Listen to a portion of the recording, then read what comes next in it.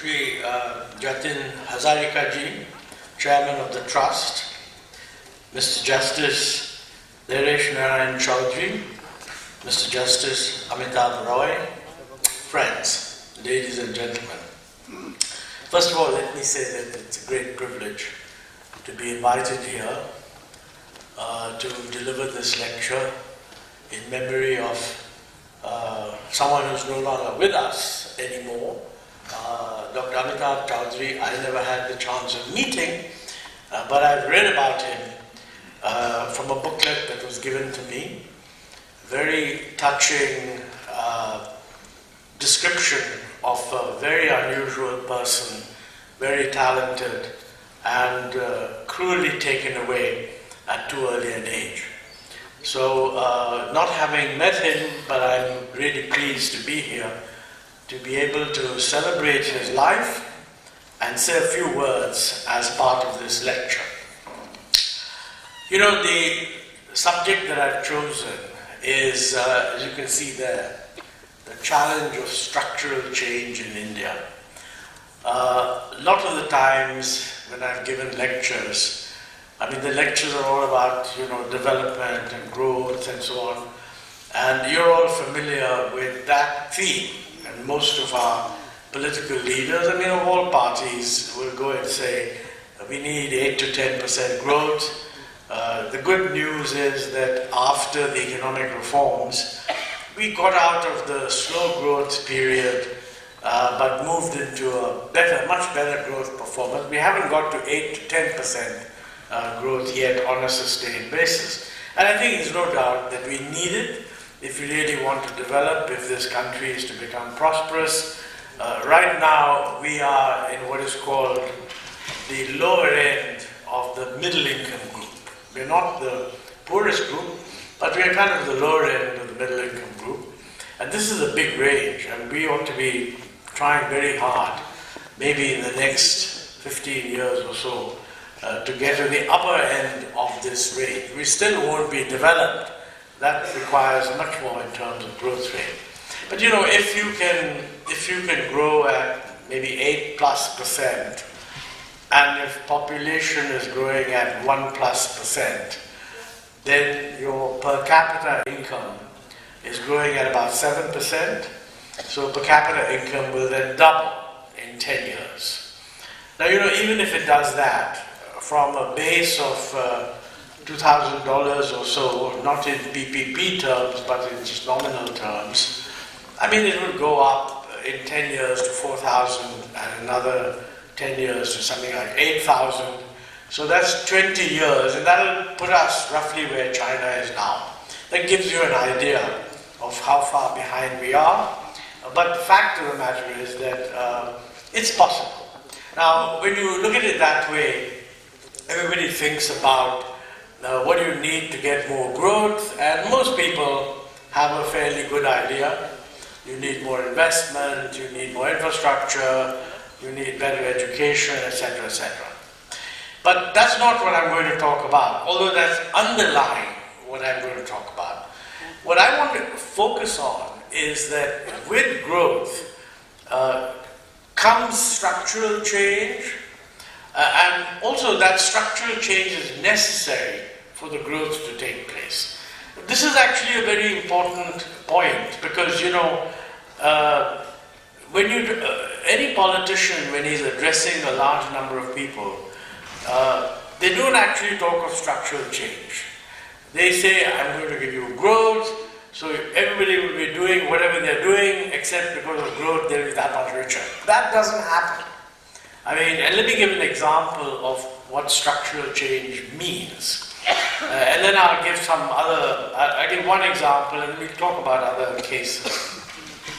The simplest example is to look at what structural change will mean for agriculture. Because, as I said, if we manage to get the GDP to grow at 8+%, it's now growing at 7+%. So we made a bit of luck. We can get to 8+%. Then with population at 1+%, per capita income 7, income will double in 10 years. But the demand for food and such agricultural products will not double. And that's what economists mean when they say that the income elasticity for demand of agricultural products is less than 1, which means that if income goes up by 20%, the demand for agricultural products will only go up by maybe 10%, not 20%. So the total demand for agricultural output is likely to fall short of the total growth of output in the economy. In the last maybe 15, 20 years, agricultural growth has not exceeded 3% on average. Although the economy has grown somewhere around 6.5%, 7%. What does this mean? What this means is that whereas agriculture today accounts for 18% or so of our GDP, if we get the growth we want, then maybe in another 10 years, agriculture will only account for 12.5% of our GDP, and 20 years it'll be even less. Now the structural change is not just on the production side. I mean, if that was all, you would say, fine, so we'll produce less agricultural products, we'll produce more other things. But you have to look, associated with that is how much of our labor force is currently occupied in agriculture. And you find that the labor force occupied in agriculture is about 49%. So in other words, 49% of the labor force is producing 18% of the GDP. That's why agricultural income per head is much less than income per head in the rest of the society. Now, obviously you want income per head in agriculture also to increase. Probably you would say, well, many people would say we should close the gap between income per head in agriculture and income per head in the rest of the economy.